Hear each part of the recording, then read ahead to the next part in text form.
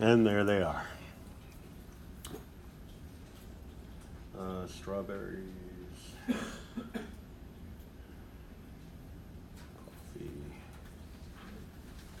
Paper towels.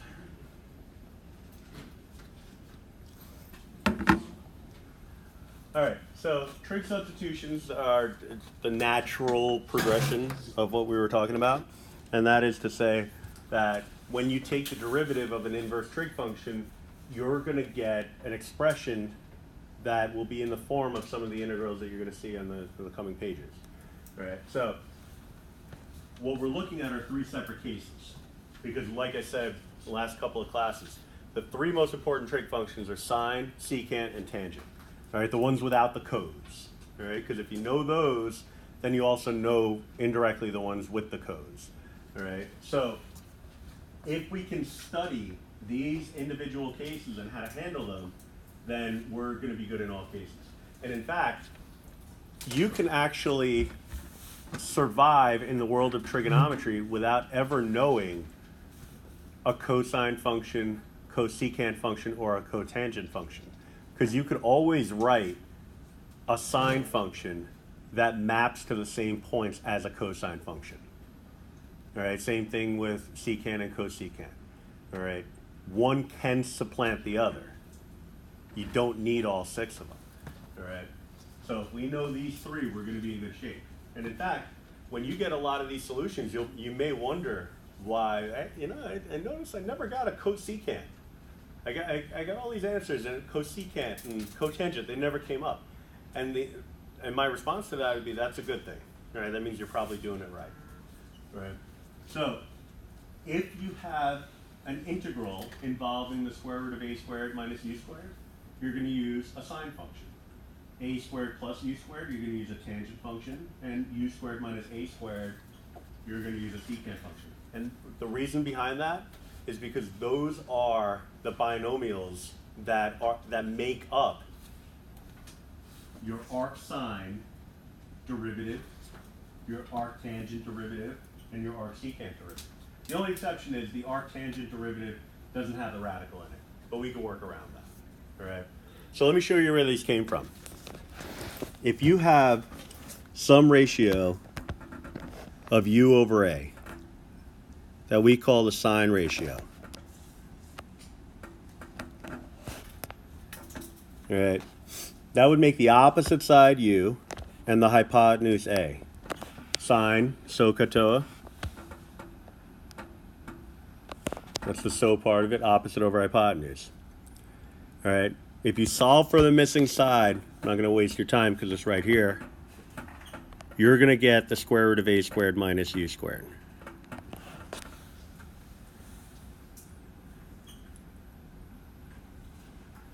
The idea here is to create substitutions that allow us to replace algebraic expressions with trigonometric expressions.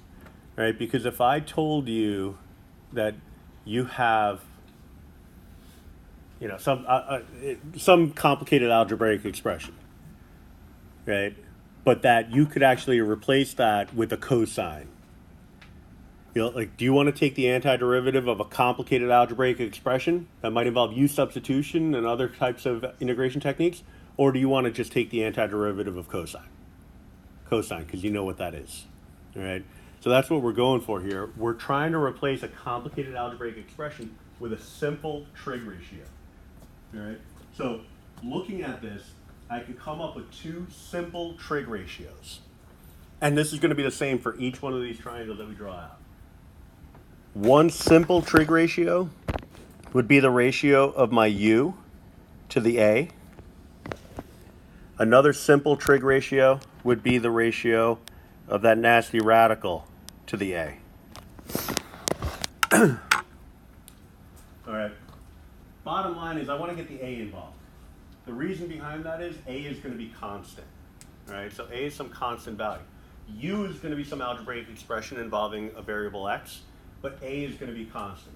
Anytime you can incorporate a constant into a ratio, you're going to be simplifying.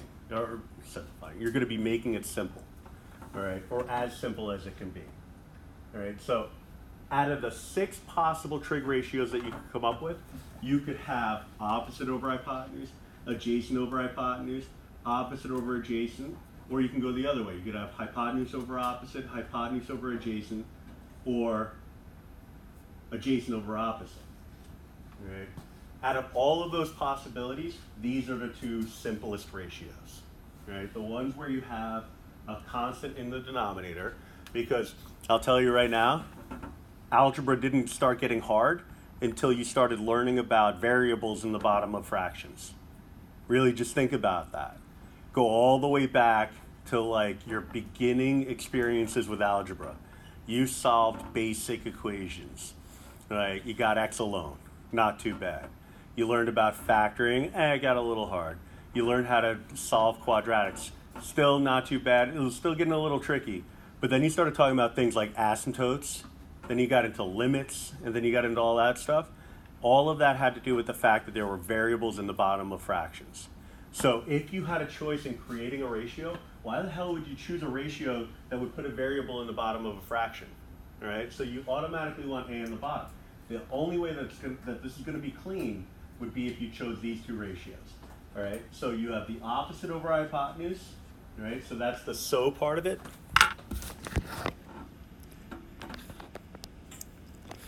And another ratio in this case would be the adjacent over hypotenuse, so I would want the cosine ratio. All right. So that's one possibility. So if I'm looking at an integral that involves the square root of some constant minus u squared, constant squared minus u squared, then I'm going to be looking to use the sine and cosine ratios. All right, and I'll show you how in a few minutes how you can get away with not quite remembering this, like this relationship, but still being able to come up with the correct ratios. All right, that's going to be an important piece. If you have something in the form of constant squared plus variable squared, then it's going to be the tangent ratio. All right, so I'm going to label up this triangle. Opposite over adjacent, square root of a squared plus u squared. And again, I want to create the simplest ratios that I can. Here's my simplest ratio.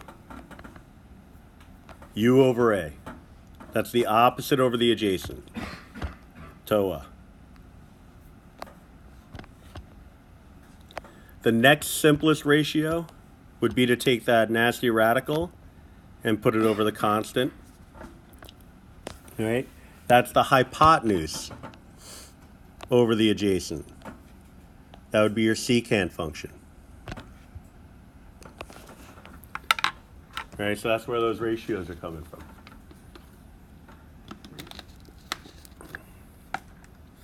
All right, so when they say for integrals involving this, use tangent and secant, why these particular ratios? It's not that we decided on those ratios, that's what the triangle presented us with. All right. So if I have a radical that involves a u squared minus a squared,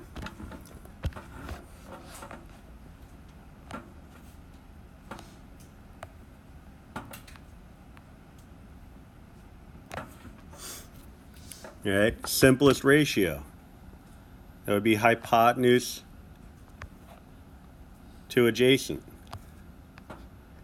which is a secant ratio. The next simplest ratio would be the radical to the constant, right? So that's opposite over adjacent.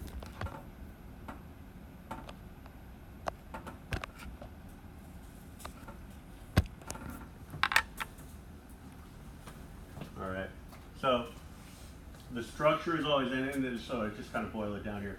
It's always one function is u over a, and the other function is the radical over the constant of a, right? So you'll see that in action in a minute. So if you wanted bare bones, like what do I do? How do I create these ratios?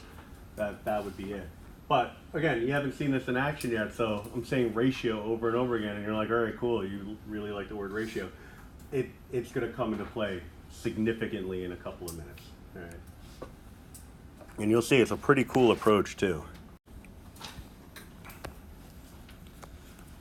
Now there's multiple ways to handle a problem like this, but I'm going to show you specifically the solution to this using trig substitution. Later on, maybe tomorrow, I'll show you some, I'll call them shortcuts, I guess. They're not really shortcuts. They're just like nifty maneuvers that if you notice them, they can be time savers. But if you don't notice them, then it won't work against you. You'll still get the solution. You just got to go through the process. All right. So first step when you're dealing with a trig substitution type problem, well, it's not really a step. It's the first aspect, the first quality is that you have to recognize it as a trig substitution question, right? So how do I do that? Well, triage. I start deciding what it isn't. Well, it's not a basic rule. And really, I mean, if you think about it, aside from just like trig identities, we really only know one other technique, and that would be U substitution. So I'd ask myself, can I define a U in such a way that I could cancel out part of this? Well, the only thing that I would come up with would be the 16 minus x squared. If I let U equal 16 minus x squared, its derivative is going to be negative 2x. That's not going to get rid of an x plus 3. All right. So you look at the problem. Now on the test, I'm going to give you the breakdown. I'm going to tell you which one is which. So you're not going to be looking to try U substitution on a trig substitution question. But you want to have it in your mind that you're working from the simplest approach to the more complicated stuff. So now that we know it's trig substitution, that's kind of a joke. I don't know. I didn't really explain. We know it's trig substitution because it is in the form, in the denominator, of something that kind of sort of looks like an arcsine derivative. Kind of sort of is good enough. All right. So you have a radical. You have two things being subtracted, and the variable is the second thing. All right. It sounds very mathy when I say it that way, but that's really how it is. It has the same form. U prime over the square root of 1 minus u squared is the derivative of the arcsine. Kinda. Kinda is good enough. That leads you into trig substitution. So this part here has to correspond with a squared minus u squared under the radical. All right, which is going to give me a equal to 4, u equal to x.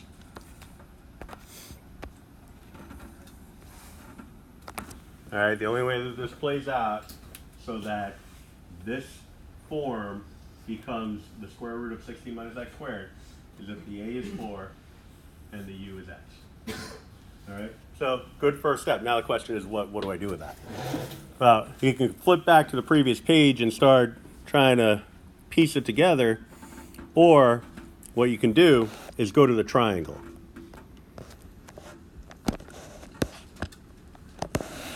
What this means is I have an A and a U to play with, right? So I can put my A and the U anywhere I want. But in the end, the missing side has to be the square root of a squared minus u squared. So let's say I didn't put it on my note card. I completely forgot everything related to, sine, secant, all that stuff. But I know it comes down to a triangle, and I have an A and a U. All right? So I would try, okay. I'll put an A there and a U there. I'm sorry, a U there and an A there. Well, that didn't do it. Not quite right? Okay, so get rid of that.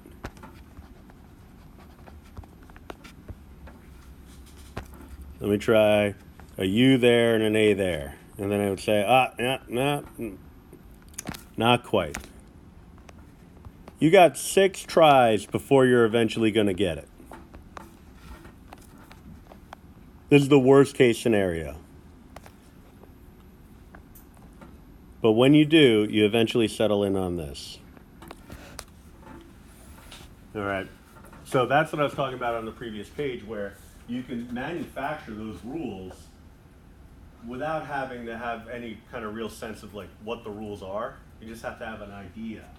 Like the u and the a have to go in the triangle somewhere, and the missing side has to be the square root of a squared minus u squared. But I'll do you one better. I'll say, you know what? Forget about the u. Why don't I actually put in what u is? Or u are. I'll put in what a is. And I'll put what the radical really is. Then I don't have to worry about u's and a's at all. So what this means is that you have to identify what the actual value of u is and what a is. Put those in your triangle and figure out the missing side. That missing side has to be the radical that's in the integral. So it really does not matter where you put the x and the 4, as long as that missing side mathematically ends up being the radical that's in the integral. So you might say, well, what if I put the x down here and the 4 here? Wouldn't this also be the square root of 16 minus x squared? Yes. And you'll do all the work that we're about to do. You'll get a completely different answer, but it'll be mathematically equivalent to my correct answer. All right? Because you'll go down the road of, let me just play this out real quick. Yeah, you'll go down the road of cosine where I go down the road of sine.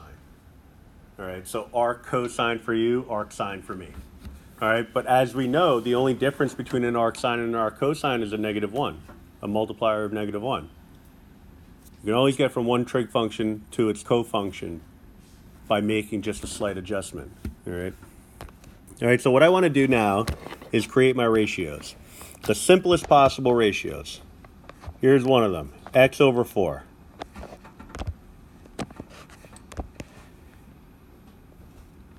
Just check that over here, x over 4. My other simple ratio, sorry, I got a little stray mark there, it's bugging me out. My other simple ratio would be the radical to the 4.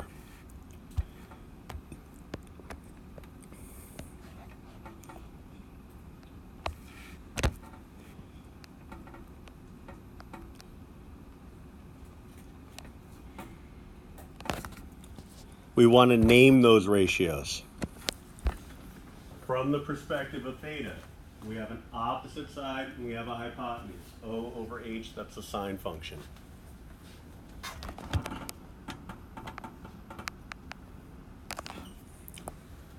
Also from the perspective of theta, I have an adjacent over hypotenuse, that's a cosine function. So cosine of theta is equal to that ratio. And now we can start the show. All right, because those are going to be our substitutions.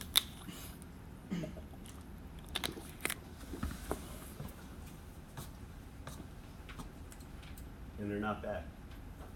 Because what this is telling us is that I can take every instance of x from here and use this information to replace those instances of x.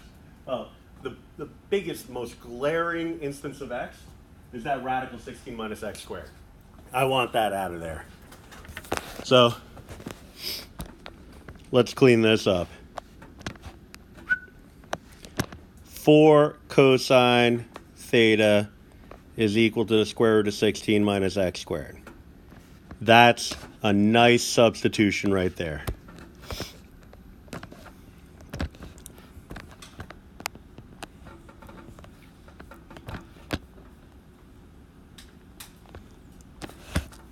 Square root of 16 minus x squared gone. Replaced with a 4 cosine theta. All right. Can I do something else?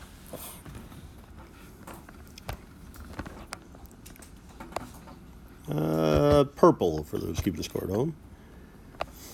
Cross multiply, you get x equals 4 sine theta. All right, so everywhere I see an x, I can replace it with a 4 sine theta. All right, so I'm going to have 4 sine theta plus plus 3.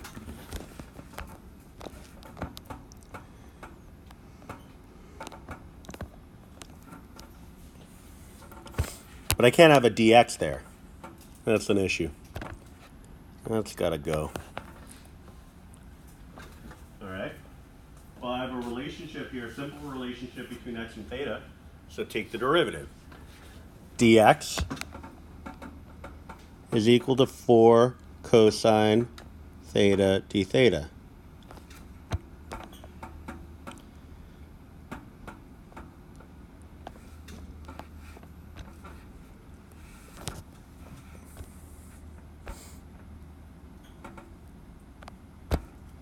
I guess they're locked.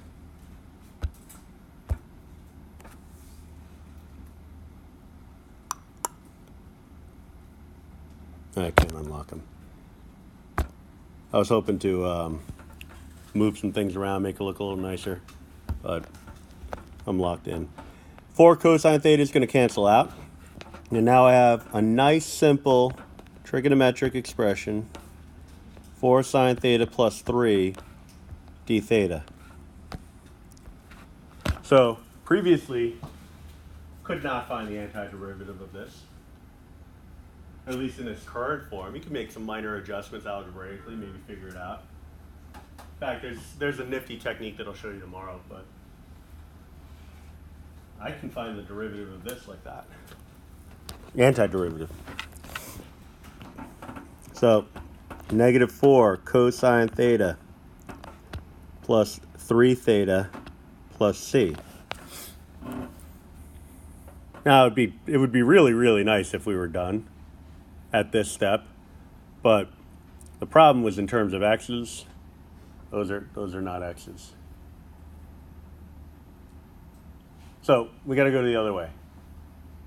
I have to replace all my thetas with x's. One substitution is actually going to be incredibly easy. This one right here. What's that equivalent to?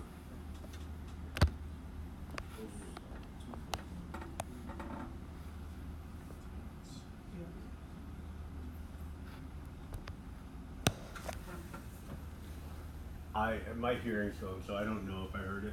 Square root of 16. There it is. Yeah. It says it right here. 4 cosine theta is the same as the square root of 16 minus x squared.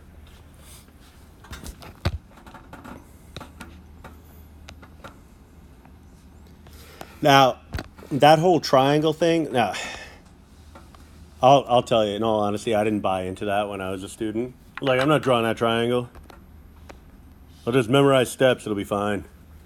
That triangle is hugely important because if there is a ratio here that's obvious to you, you see, oh, 4 cosine theta equals that. Yeah, cool, pop it right in. But if it's not, you can always get it from the triangle. Like, for example, if you did the antiderivative and you came up with 4 tangent of theta, I don't see a tangent here anywhere. But I do see a tangent here. Opposite over adjacent.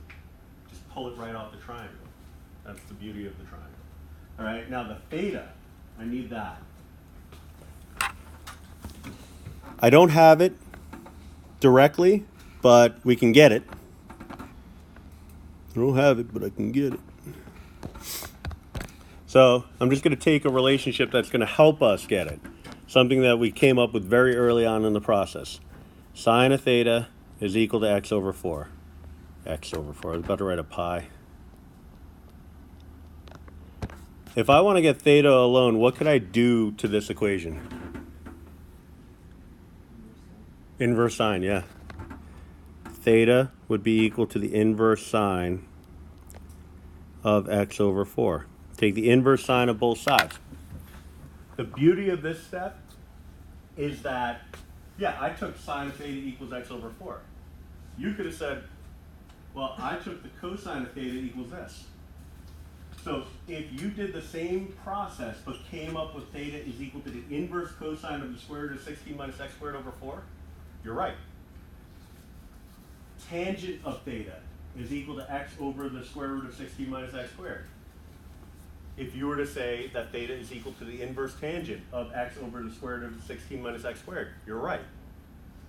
Any trig ratio that you pull from this triangle, if you find the inverse of both sides, you're going to get a theta that's equivalent to what we just came up with here.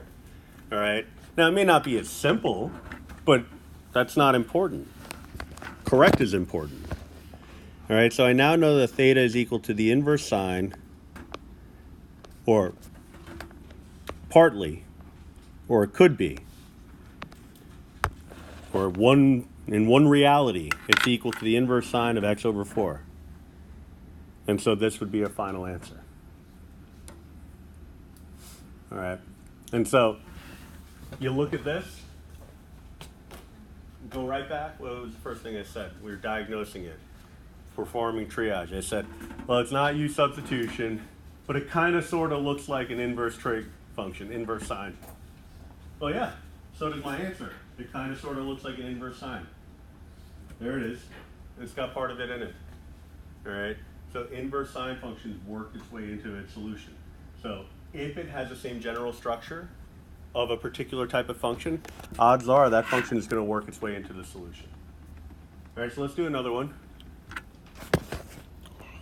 This is the kind of topic that becomes more intuitive as you try it more, as you practice it more. First time you see it, it's like, what the hell's going on? Second time you see it, wait, okay, I'm starting to get a little sense of the structure here. And the third, fourth, fifth time you do it, you're like, okay, I got it. And then it never goes away. The only drawback to that is you try to do this process for everything. So we'll talk about that too later. All right. So I'm looking at this and saying, okay, well, on the previous page, or even if I'm just thinking in terms of my inverse trig rules, the plus, the only instance that involves a plus would be the tangent, or I guess the cotangent, but we're going to go with the simple case. So first thing I notice is that, if I'm following the letter of the law, the rules on the previous page, I don't see a radical here. Well, that's easy enough. I'll just put a radical in.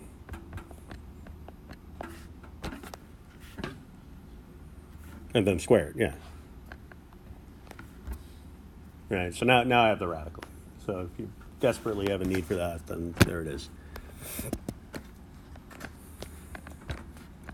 All right, so this follows the form of a squared plus u squared under the radical, which would give us a equals 2 and u equals x.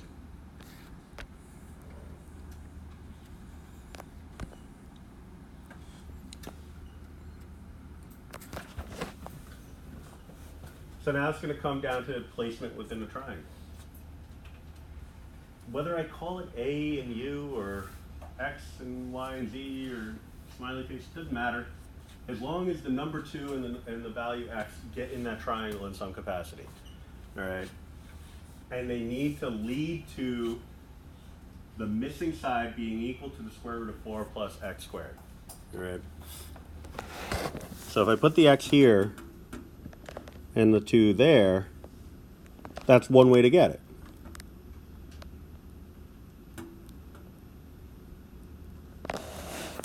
Another way to get it would be to switch the x with the 2. You'd still get the same hypotenuse, but you get a slightly different answer. You're not wrong. All right, that's the important thing to keep in mind. All right, as long as you place the values in the triangle so that the missing side is the radical that you're looking for, you're not wrong. All right, the ratios I want are the simplest ones. X over 2. That happens to be the side opposite and adjacent to the given angle theta, so tangent. And then I want the radical to the constant. So that happens to be the hypotenuse the ratio of the hypotenuse to the constant. So the square root of 4 plus x squared over 2. That happens to be the secant function.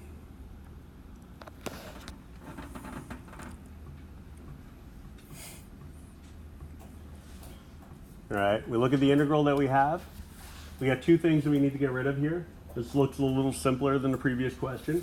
I need to get rid of that radical. I can do that. 2 secant theta is equal to the square root of 4 plus x squared.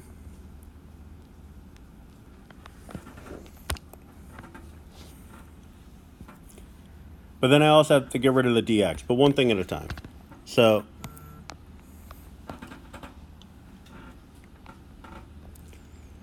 two secant, I'm going to do that in red actually.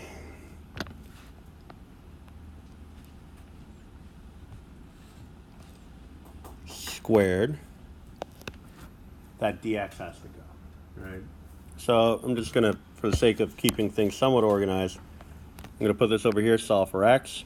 X equals 2 tangent theta, derivative of which, dx, is equal to 2, what's derivative of tangent? Secant squared theta. And I got my d theta there. Well, that's just lovely. I mean, the only way that could have worked out nicer would be if there was a 4 in my dx equation.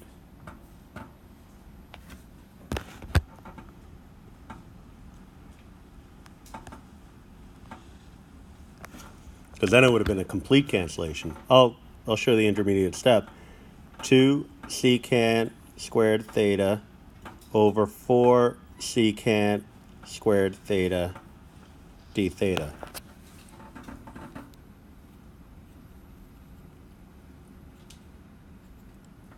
All right, that ends up being just the antiderivative of 1/2 d theta. Oh yeah, I mean, this or that. This. Now you'd have to do all of this stuff to get there, but still, you're taking the antiderivative of a constant. I mean, that's where you want to be in life. Theta over 2 plus c. Now I just need a theta. So I'm going to actually write this as 1/2 theta plus c, so that I can do a little swaparooski for just the theta, so I don't have to worry about fraction over another denominator. So we know that tangent of theta is equal to x over 2. And we also know that secant of theta is equal to the square root of 4 plus x squared all over 2. But the simpler one is the one that we want, which means that theta is equal to the inverse tangent, arctan, inverse tan, however you want to write it, means the same thing, of x over 2. So my antiderivative is going to be 1/2 the inverse tangent of x over 2 plus c.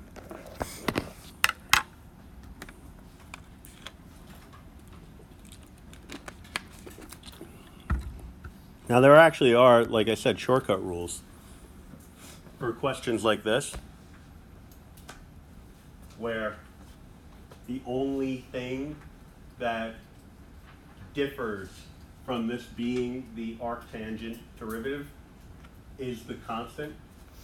There's a nifty way of handling it, but we're saving nifty for tomorrow. Today we're learning skills, right? But that's the concept of trig substitutions. It's really nothing more than that. I mean, there's a lot of moving parts to it, but it's very procedural, right? It takes a little bit of getting used to, but that's calculus, I guess. All right. So the next couple of pages are more practical.